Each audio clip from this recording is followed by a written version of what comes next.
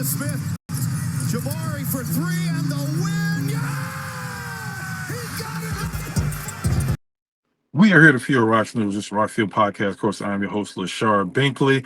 And on today's show, I wanted to give my quick reaction to some of the news that's coming out today as the deadline is approaching for teams to accept their team option on the players that they have on their roster, or for players themselves to accept if they want to continue with their play option going into the next season. As you can see, I'm in my car because it's that time of year where news is going to be coming out really fast. Of course, free agency really kicks off tomorrow, the June 30th, after 5 o'clock Central Time. That's when we'll start really getting like a lot of the news coming in. Of course, teams can't actually sign any players until July 7th. But I want to kind of give my quick reactions to some of the news that's been coming out, especially this morning. We saw a few things come out when it comes to the Houston Rockets. Of course, the Rockets have a couple of players. They have Tari Eason. They have to decide whether they're going to pick up his $8 million team option. Of course, they're going to do that because even if they plan on trading him, you definitely want to still have to have him on the roster to be able to do that. So they're going to pick up that team option. And then from there, it kind of goes to what team is going to offer him what amount of money, and then that's when the Rockets going to have to decide whether they want to match it or not. And I pretty much think in any circumstance, I don't think any team's going to offer him any kind of crazy money.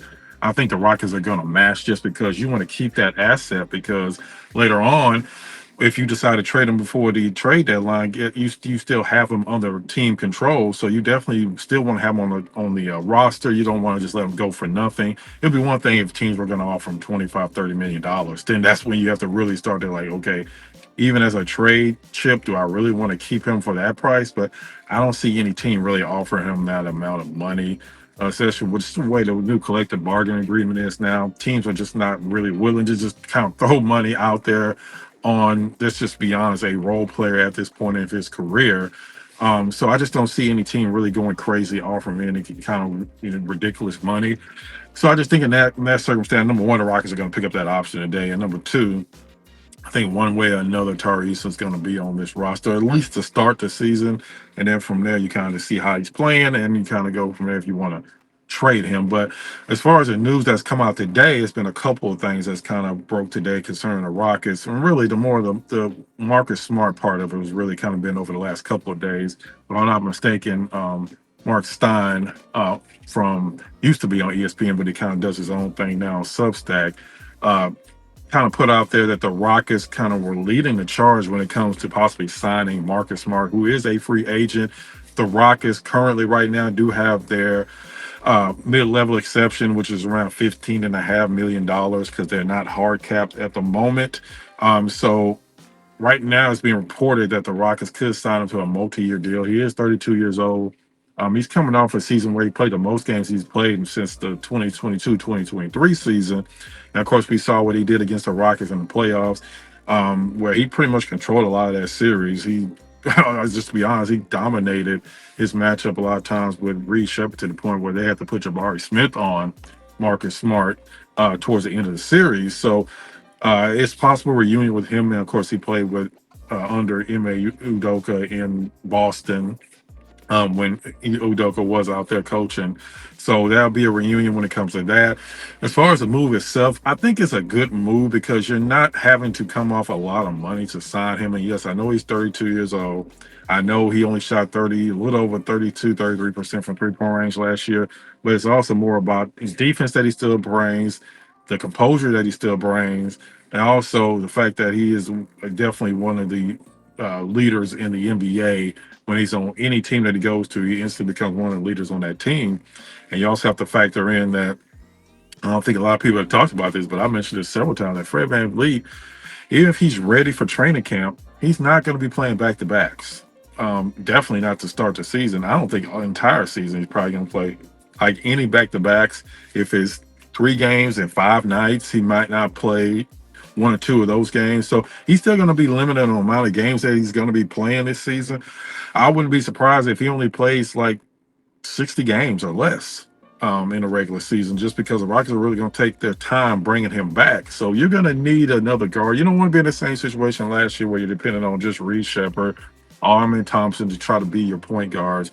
So you're going to need a guy to come in there and to kind of run the team. And one thing I can say for sure, yes, he's not the greatest 3-point shooter, but the situation that you had at the end of games where you pretty much choked in the game situations and lost several games that you should have won. I don't think that happens if you have a guy like Marcus Smart who just knows how to play basketball. Not a traditional point guard, but he is somebody that can kind of run the offense and kind of calm people down to where everybody's not losing their mind in the game situations, and you're not having to depend on Shangoon to bring the ball up at center, Kevin Durant to be your point guard when it's a clutch time situation. You can have a guy like Marcus Smart. So even with Fred VanVleet back, like I said, you're still gonna need another guard that can kind of come in that has experience that can run the team. And I think that if you can structure the contract to where it's a 2-year contract and the third year is a team option, to where not all 3 years are guaranteed, that would be perfect situation for the Rockets. Like I said, and you're not giving them crazy money. It's not like he's going to be making $20 million a year. I think for what you have, the money you have, and what you had last year, I think the Marcus Smart deal could be a good signing for the Rockets because he still has plenty left in the tank. And like I said, the shooting is definitely a concern. I know some people probably have PTSD from signing another 30-plus-year-old Laker to the roster like they did with Dorian Finney-Smith last season after he come off of his best season in the NBA. But the difference is Mark Smart's not going to be having off-season surgery, at least that I know of right now. He hasn't had off-season surgery. And Dorian Finney-Smith surgery shouldn't have been something that hampered him all season, but it did.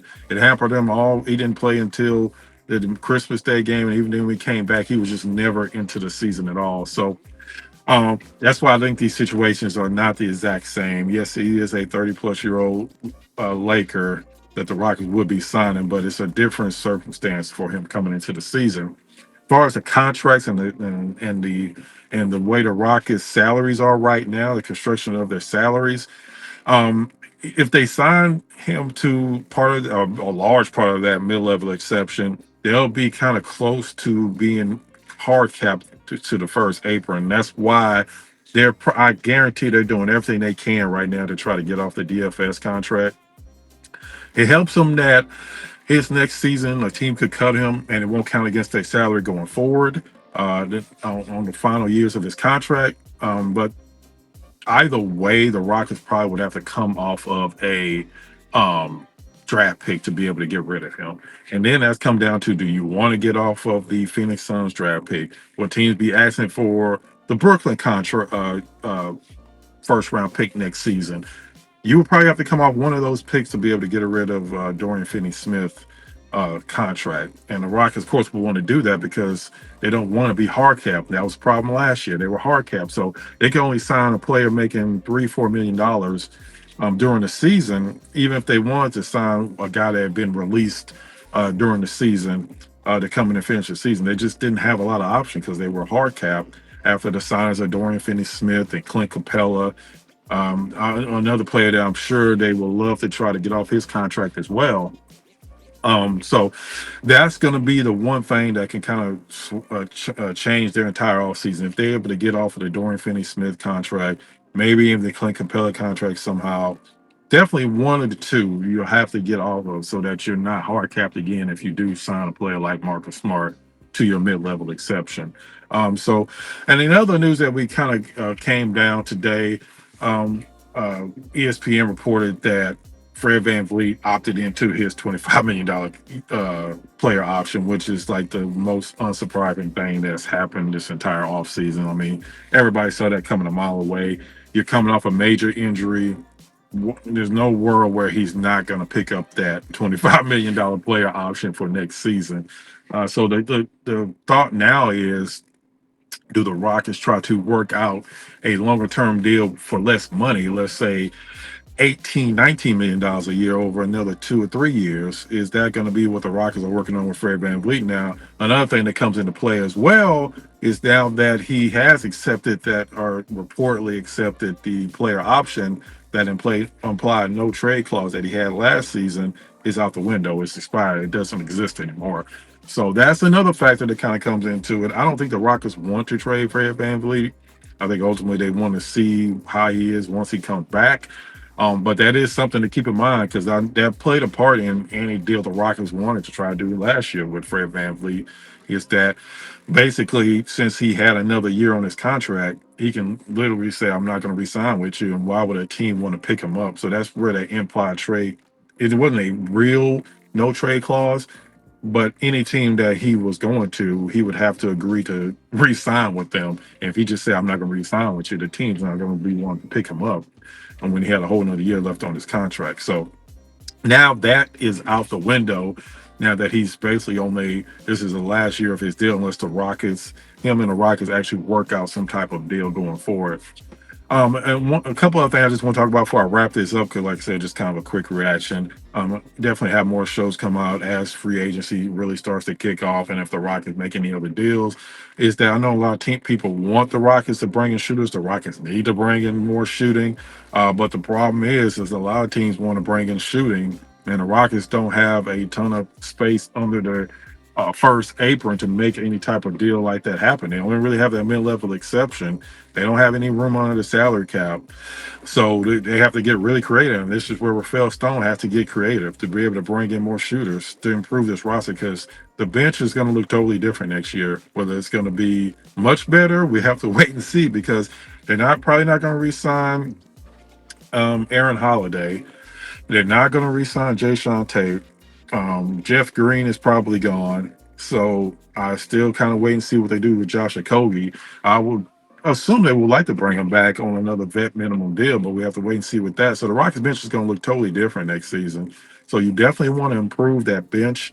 This is where Rafael Stone is going to make his money because he has to, like I say, he has to get creative with the salary cap and figure out a way to bring in more shooting because you can't go into next year with basically the same team, even with Fred back, and expect that you're going to be able to compete with the shooting or lack of shooting that the Rockets had last season. So this is where the heat starts to turn up a little bit as far as him making the roster better because at this point, yeah, the Fertittas are happy the Rockets back in the playoffs, but they're just like any other owner of a professional team.